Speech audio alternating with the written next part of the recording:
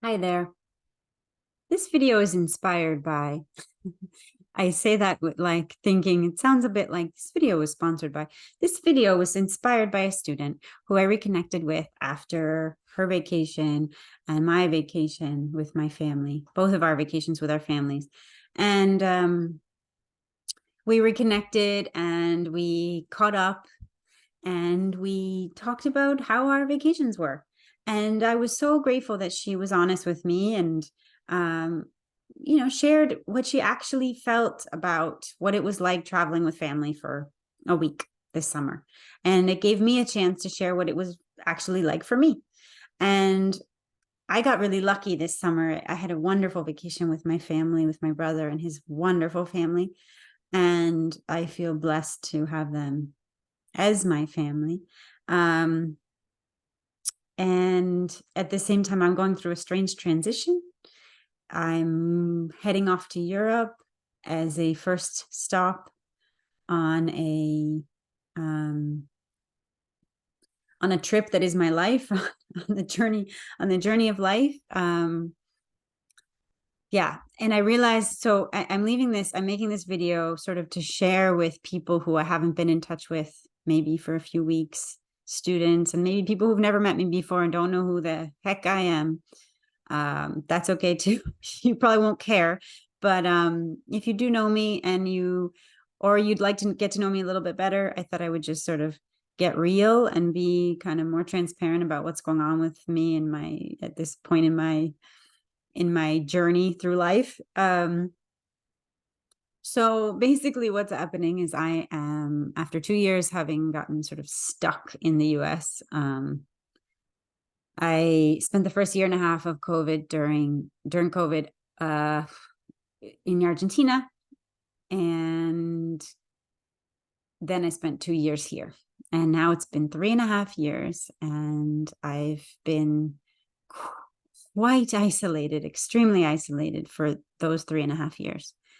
And now, it's feeling scarier to stay than to leave, which is always a good time to leave. It always makes, I find that it's easier to leave during those times. When,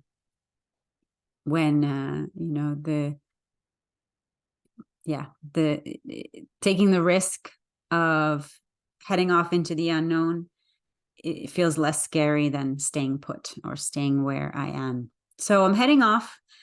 I have airline credit from canceled flights and the saga or the drama that was 2020, 2021, 2022. So I'm heading off to Portugal and I still have to buy my ticket. It's really scary and I have to just hit buy. I have the credit to do so. And I'm scared. I'm really scared. And I'm just saying that out loud because sometimes when you say something out loud, you realize that it shouldn't be scary, or you realize that, I don't know, or perhaps you're going through something scary as well. And you recognize that while on the outside, some people, I saw friends recently and they were like, oh, you're so brave. Brave. I certainly don't feel brave. And my life might look courageous. It might look like I'm taking a courageous step from the outside, but on the inside, I'm waking up at 2 o'clock in the morning and I have bags under my eyes and that's what's actually happening. Right. And I'm kicking the can down the road, as they say. I'm postergando is a word I've learned in Spanish. I'm stalling. I should be buying the ticket and booking a hostel or booking an Airbnb, and I'm not. And I'm aware that I'm not. And as a friend said to me recently, you're making a decision by not making a decision. And I loved that. And I think that's a phrase worth sharing with you all, is that when we can't make a decision and we don't make a decision, we're making a decision to not make a decision. And so that's where I am. But the good news is this friend is an accountability buddy, which means that every week we talk about our work and our businesses and how things are going for us in our lives in general. And we're talking on Friday. And I know that if I don't get my ticket by Friday, I'm gonna have to hear again that I'm making a decision by not making a decision. And I know that all I need to do is click buy, and I'm very privileged and lucky that I have that option. And I know that I'm joining a group of people.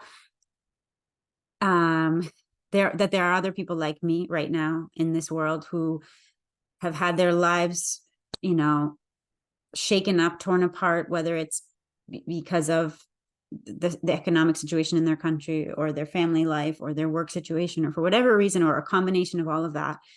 A lot of us are sort of, we know what we have isn't working. We know we have to change something. And yet we're heading off into a world that we're heading out into an unknown that's unknown, and without the sort of the comfort of saying, okay, I've been taking a bunch of years to decide this, and this is what I've chosen. And not that is a guarantee that anything will work, but it's a strange feeling of there's a feeling of being like pushed out of the nest, that I need a little bit of a push. Like there's a lot of, and it's a time of sort of where there's a bit of chaos in the world and a lot of fear going around. And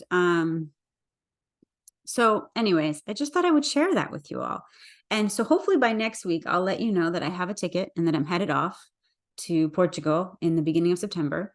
And from there, I will keep teaching online. And if you're a student, I really, really hope you keep working with me. And I will actually have more times available for people because I'll be in a different time zone, and all my students in Europe will be able to choose from more hours of my day. And hopefully I'll have some in-person students as well, because I'll no longer be living in a country where most people speak English, which is where I am now, and also in a rural area where there are very few non-native English speakers. So there you have it. That's a little bit about my life. And I thought I would just get vulnerable and get real. Because